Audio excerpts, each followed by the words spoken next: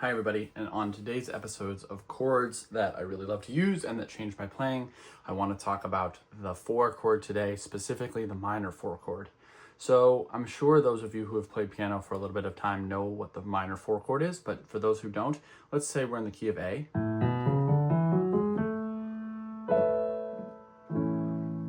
The 4 chord is going to be the D major chord, built off of the 4th scale degree. 1, 2, 3, 4. You have a D major in the key of A. That's your normal 4. It's going to be a major 4 chord. The minor 4 is you're just going to take this third, lower it a half step, and here's your D minor. So you're hearing a lot of Beatles songs. Let's say you're playing Creep. I'm a creep, I'm a weirdo. What the hell am I doing here? I don't belong here. It's a very famous chord, and I usually play it with the 6. Like a B added to it to give it just a little crunchier sound. Oops. Anyway, so the 4 chord I use a lot, but specifically there are 2 sort of alterations that I make to spice up my own playing and not just have kind of a basic sounding 4 chord. Even though it's really a beautiful choice, there are a couple of little tweaks that I'll make to help it sound a little different. So let's say again, here we are in A. We're landing on that 4 chord.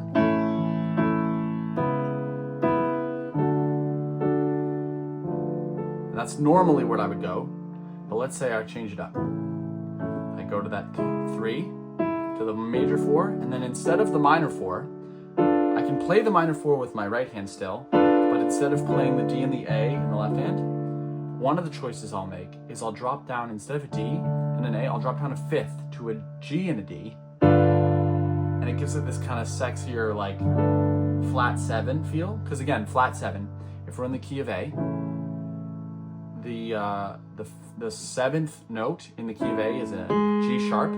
So when I say flat 7 chord, I mean the chord built on the flat 7th. So it's not a G sharp, it's a G major.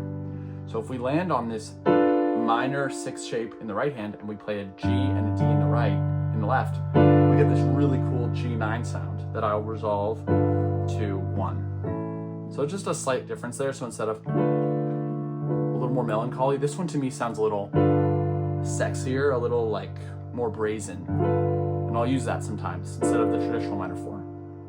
The other choice that I'll do if I want to sound a little more jazzy, so we're back here, this is our progression.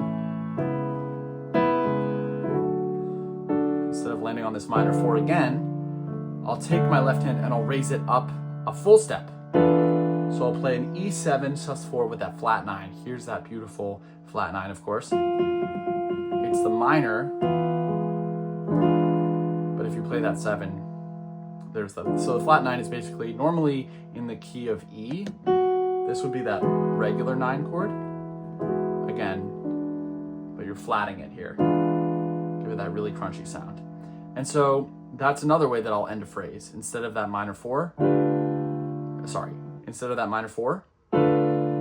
have that 5 sound, a little more final, a little more like of a conclusion, but also crunchier like jazz. Yeah. So let me play all 3 of those in slow succession so you can just hear the slight differences. Again, the right hand has stayed the same. I'm just changing the left hand. So yeah, so again, starting with that progression we have 1, we have 3, we have 4, and then we have the minor 4, the regular minor 4. Here we have 1 again, 3, 4, and then the 7, and then we have the 1, minor 3, 4, and here's that flat. Anyway, I hope those little differences help you out in some way and help add to your playing. Feel free to use them. Again, it's really subtle things, but it can just help deepen the choices that you have in your toolbox. Have a great day.